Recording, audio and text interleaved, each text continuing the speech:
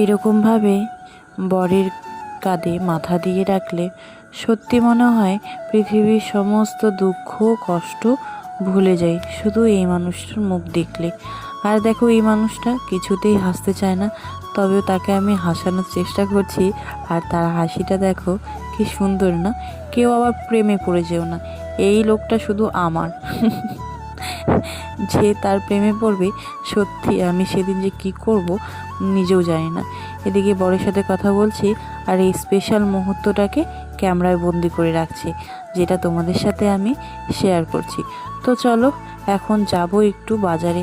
আজকে বরবাবু আমাকে কি কিনে দেয় পয়লা বৈশাখের জন্য সেটাই দেখি।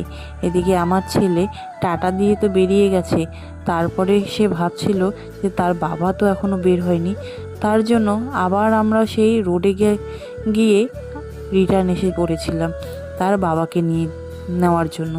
দাঁড়াও, দেখতেই পারবে। এই যে এখন দৌড়ে দৌড়ে একা একা যাচ্ছে ওই রাস্তায়, একটু পরে সে আবার রিটার্ন হয়ে এসেছিল তার বাবাকে নিতে নেওয়ার জন্য। এই যে বারবার পেছন ঘুরে দেখছিল তার বাবা আসছিল কিনা, তবে তাকে আমি পেছনে রেখে এগিয়ে যাচ্ছিলাম যে থাক, বাবাকে আর আসতে হবে না। তো সে কী করেছে, আমার কথা শুনে সে তো এগিয়ে এগিয়ে গিয়েছিল, পরে আবার রিটার্ন গিয়ে তার বাবাকে সঙ্গে করে নিয়ে এসছে। সঙ্গে বলতে ওই যে সে আগে আগে, তার বাবা পেছন পেছন, আর তার পেছনে আমি। দেখেছো ছেলের বাবার প্রতি কত দরদ। এই দরদটা যদি আমার উপরে দেখাতো তাহলে কতই না ভালো হতো। আসলে সব সময় আমার সঙ্গে থাকে তো, সেজন্য মনে হয় আমার প্রতি একটা তিক্ততা চলে এসেছে।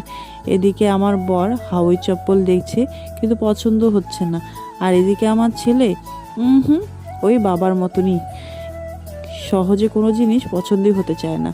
তারপরে জোর করে একজোড়া জুতো দেখিয়ে দিয়েছি। পরে আমিও জুতো দেখলাম, তবে ভাবলাম জুতো নিলে হবে না বাবা, যেটা আছে সেটা দিয়ে কাজ চালিয়ে দেব, যখন থাকবে না তখন নয় কিনে নেব। এত বাড়ির মধ্যে গুছিয়ে রেখে কী লাভ বলো। তারপরে খেয়ে নিয়েছিলাম এরকম একটা মোগলাই। তো যাই হোক, মোগলাইটা অনেকটাই ভালো ছিল। মোগলাই খেতে কার কার ভালো লাগে